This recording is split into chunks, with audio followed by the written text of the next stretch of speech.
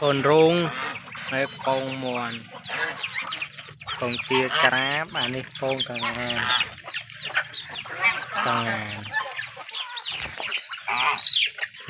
ngàn crab à em bà rung tập phân năng đấyวันได้bay buôn rồi bộ là mô mà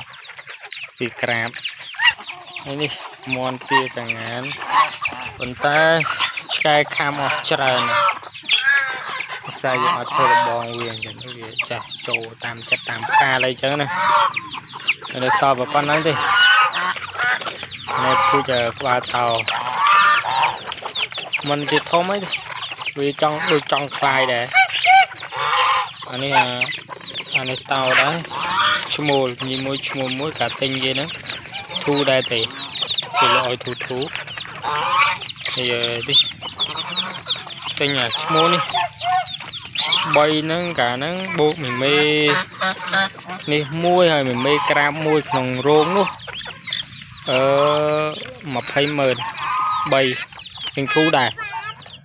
តែបើថាចង់ទិញវិញ2000000អត់លក់ទេអត់មានរបស់លក់ទុកទៅពូជចាំមានពូជចាំបងប្អូនរយចាំជួយចែកឲ្យធូហើយចាំទីកប៉ាអត់កើតទេងាប់អស់ហើយតាំងវិទា720ក្បាលឥឡូវនៅដល់10ក្បាលផង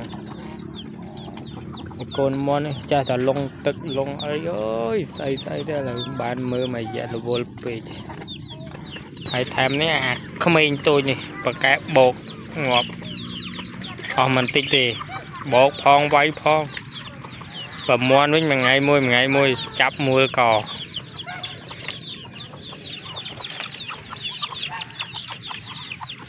ហើយជ្រាំឥឡូវខែប្រសាចេះបើបានចាក់គ្រោះចាក់អីបើជាមិនសូវជ្រាំ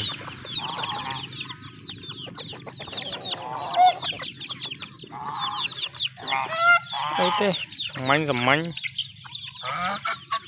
នេះអស់កតុអុយស៊ីដាក់តាបាយអុយស៊ីទេថ្ងៃនេះអស់ស្រូវក៏អស់ឲ្យដាក់បាយស៊ីធម្មតាតែមិនជិះតែពពួកកងានស្រួលតែឲ្យស៊ីស្មៅយ៉ាងវាស៊ីតែស្មៅហ្នឹងក៏វាមិនដែរហើយពពួកមន់អីអស់នេះយើងលាចំណីលាអីវាស៊ីបានវាឆ្អែតនៅដប់នេះអត់សូវមានចំណីអីទេគឺឈឺភ្នែកមួយ